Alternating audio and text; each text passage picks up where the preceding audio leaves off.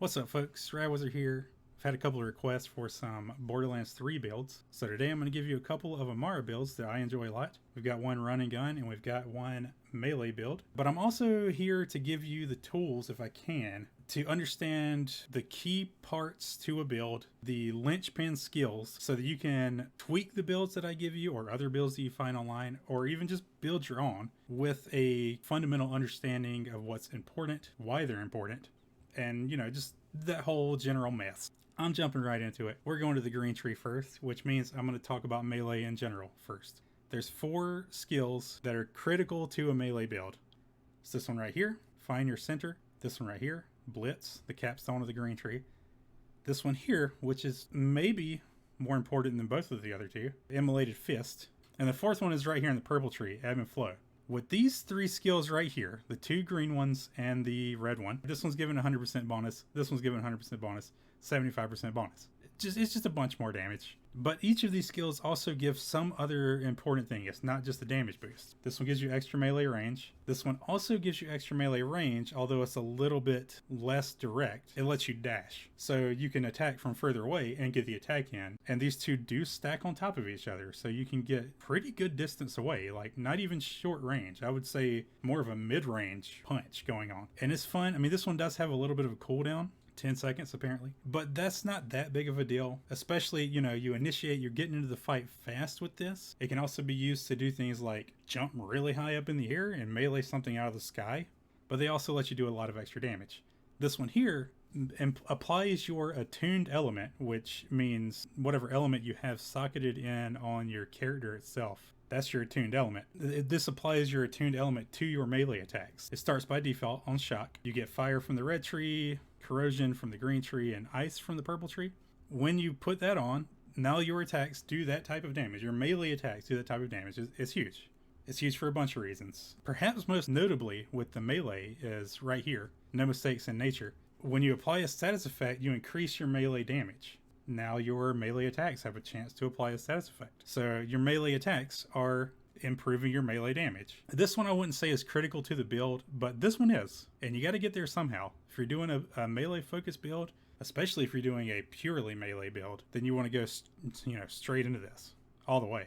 Anyway, ebb and flow allows you, when you melee and kill an enemy, so it's a kill skill specifically for melee attacks, you restore some of your health based on the amount of damage you dealt. So that just gives you the longevity you need, bouncing from mob to mob with Amara melee builds. This one here will give you a chance to get your action skill back when you melee. You can dash in from a distance with these 2 skills. Just punch somebody from, behind cover. You come out, you just punch right into the group.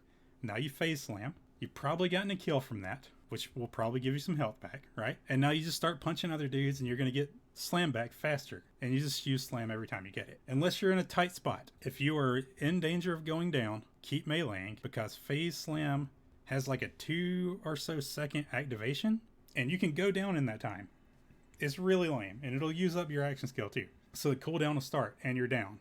It's a pain in the ass. It's kind of the worst thing about the Amara melee builds, but anyway.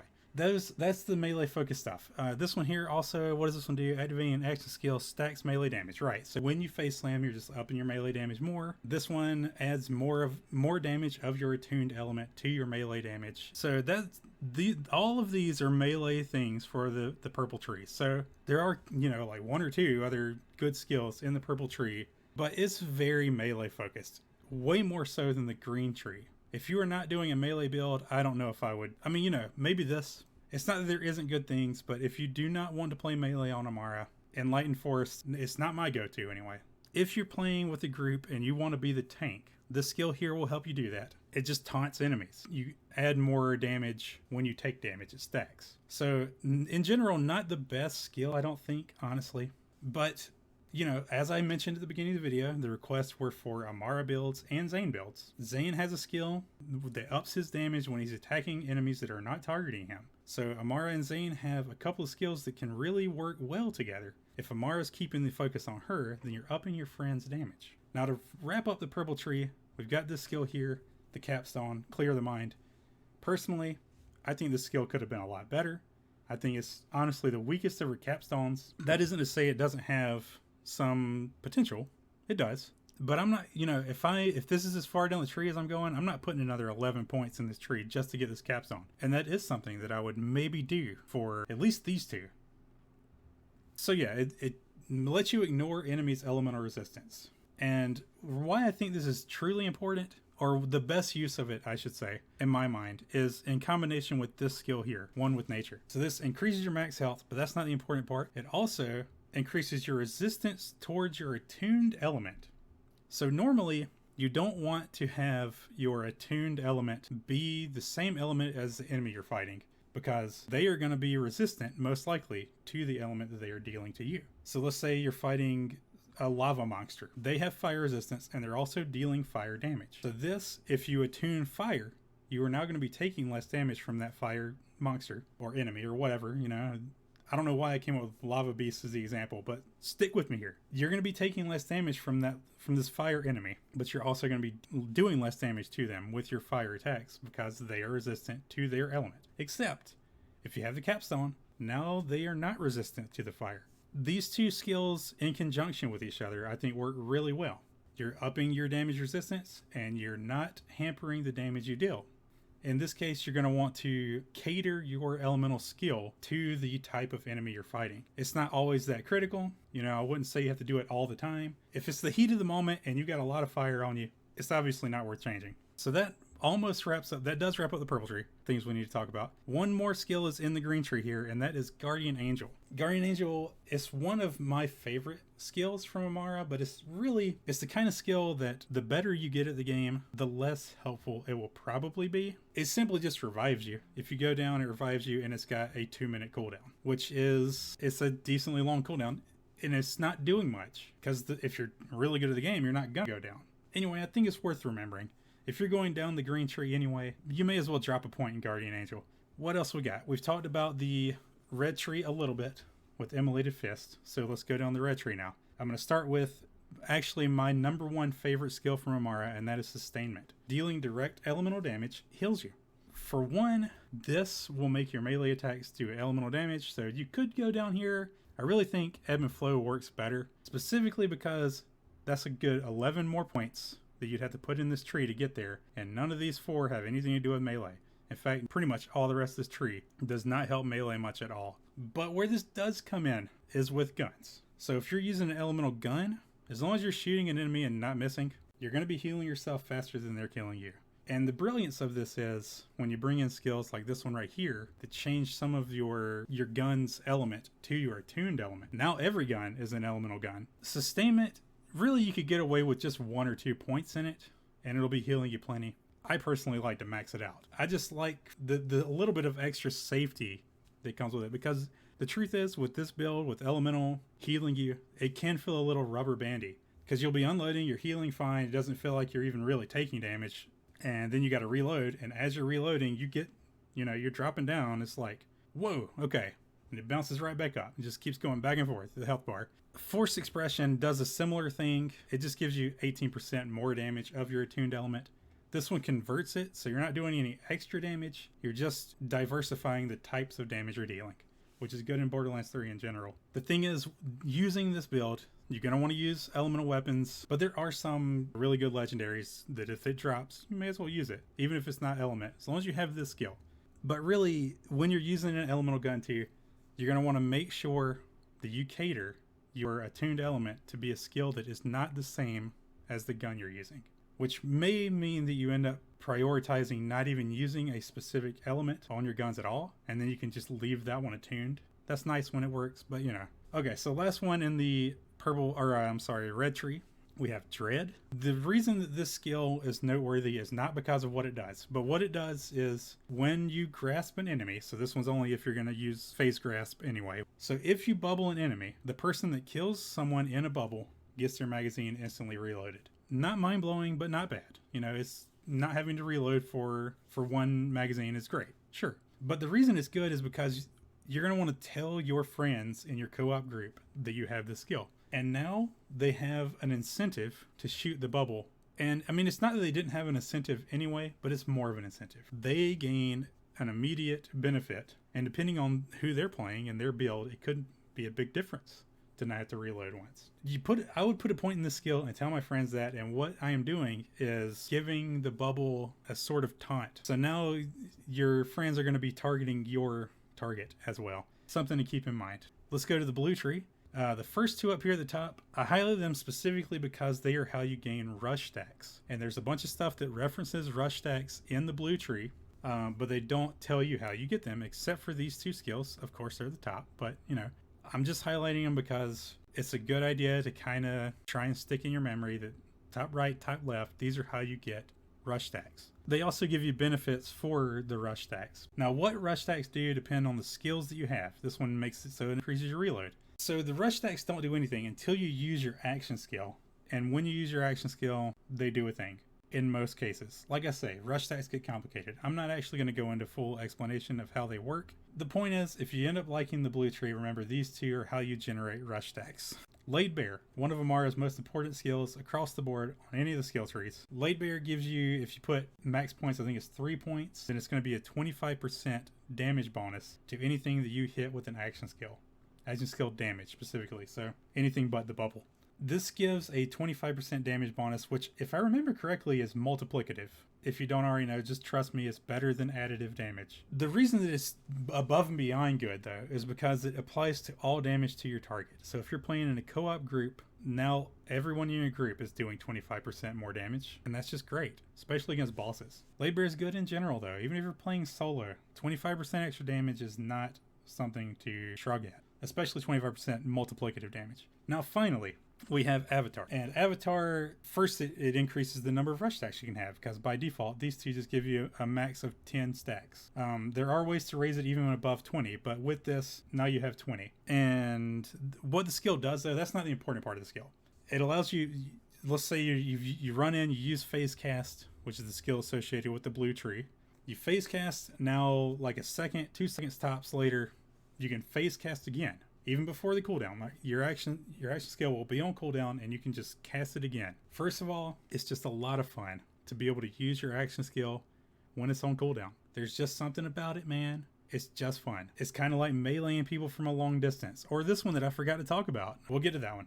It's just fun to be able to use it more than once. But also, you are doing that much damage over again, right? Because phase cast, especially when you're spec this far down the blue tree, can do a lot of damage, right? Imagine, let's say you're using bubble. You bubble somebody, you turn around, you bubble somebody else. Or you bubble someone, and as they're dropping, you bubble them again. It can work with any of them, though. Even phase slam, it can also work with the orb. That's great, because the orb's got, I think, the longest cooldown of Amara skills.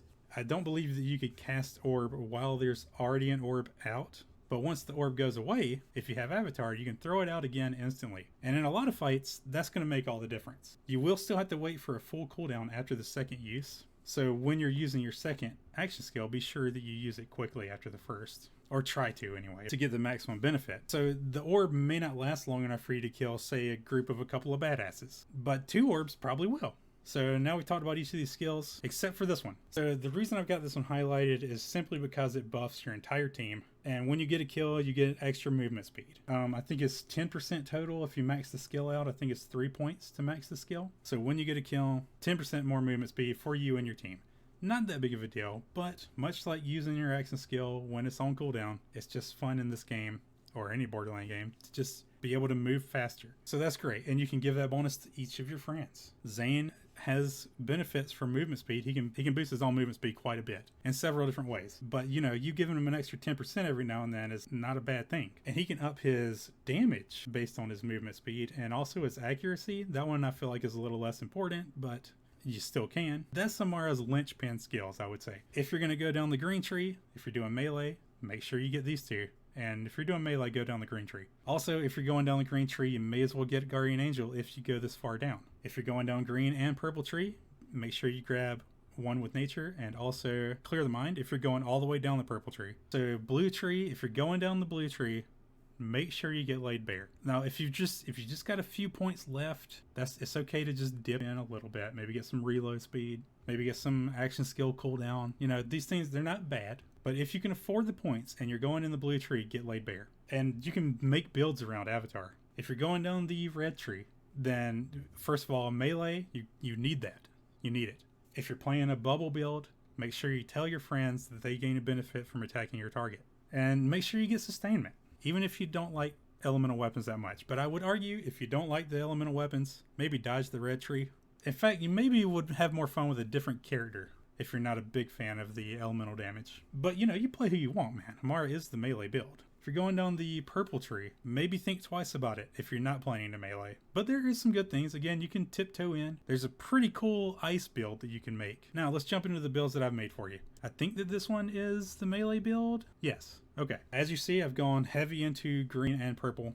We've got the two melee things right here, and this melee thing, and each of the melee things that are critical in the purple tree. So you're going to be doing a lot of damage. You're going to punch dudes if they're not a badass. You're going to punch them in the face, and they're going to turn into blood mist. If you haven't tried an Amara melee build, I highly recommend giving it a shot. It's a very different way to play the game. A lot of fun. There's a legendary weapon. Many of you are probably familiar with it already. It's called Face Puncher. It's a shotgun that does melee damage. Really good in this build. Just in general, I still recommend doing punches. But, you know, you may as well have a gun in your hands, and if it's doing all this extra damage, that's great. In fact, Face Puncher works really well with jab here, because this just makes it so, you know, you deal melee damage and increases your gun damage and your skill damage for a short time. You're punching dudes, you're turning to the next guy, you shoot at him like twice, and you punch at him. Dude, it can be so much fun. These are all good in their own ways. I'm not going to get into what each of them do. You're welcome to read them yourself if you choose to make the build.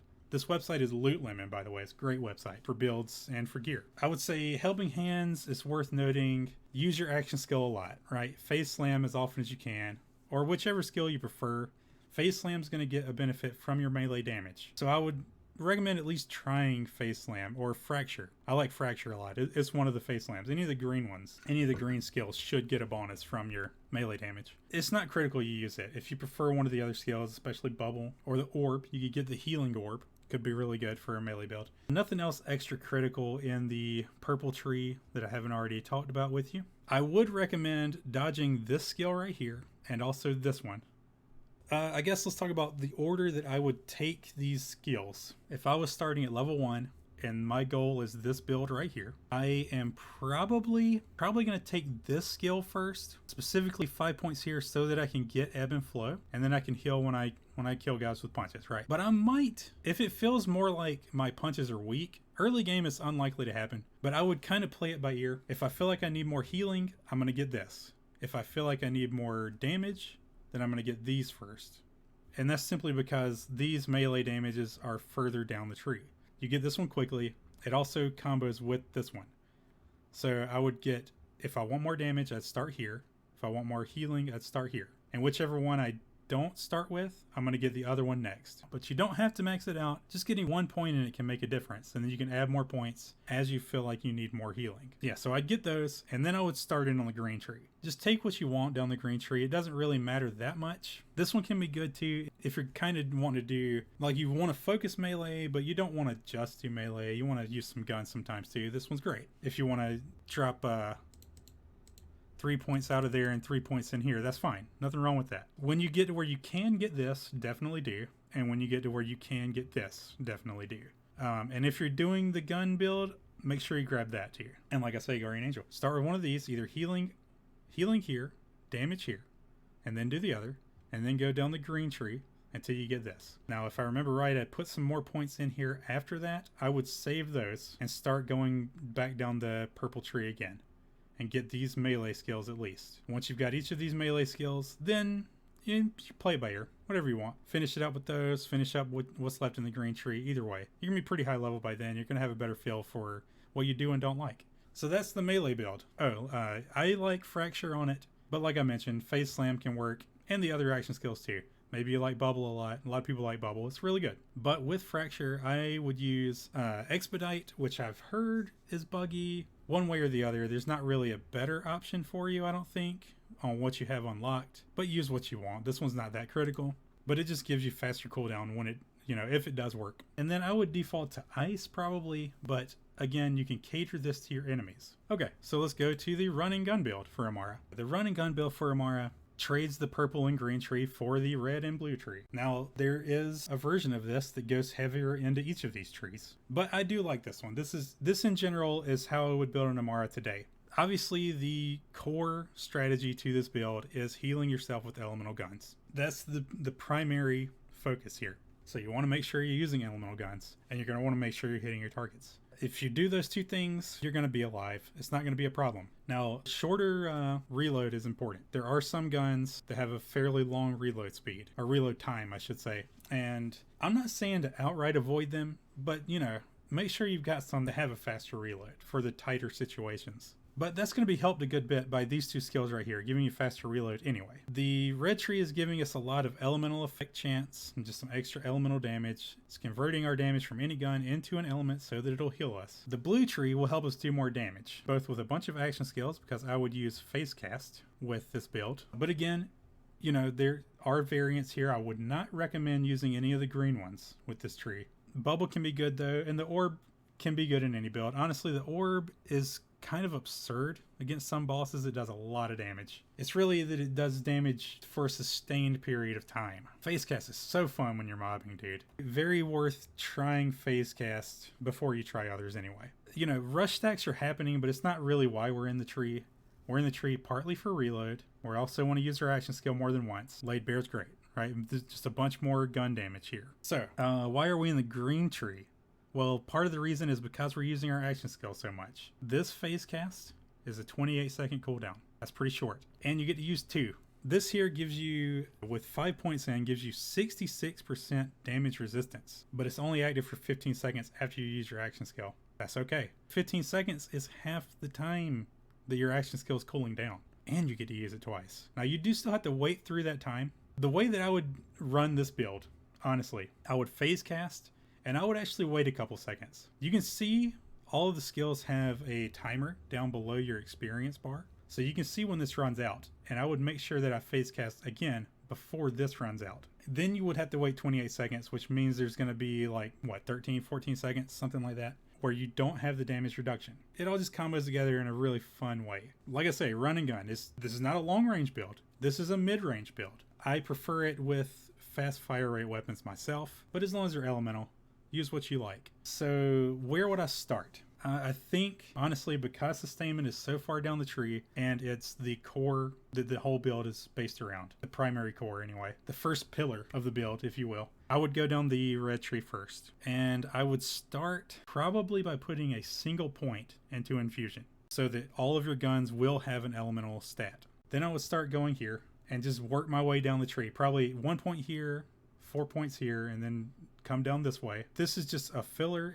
I don't think it's a bad skill, but it's less important than the others. When you need it to get further down the tree, that's fine. You might rather have that point here if you're using the bubble instead. But bubble will benefit less from your action skill damage. It is an option though. When you need filler points, you can put more into infusion also, especially if you already have a feeling that you're not going to want to focus solely on elemental guns. But when you get to where you can, put a couple points in sustainment. Just 1 or 2 is enough. Then if you prefer, you can start moving down another tree. I would go from the red tree to the blue tree. I would go down to sustainment, probably 2 points into sustainment, and then I would start moving down the blue tree. And if as I'm building my way down the blue tree, if it starts to feel like I need more healing, then I would put more points into sustainment instead of continuing down the blue tree.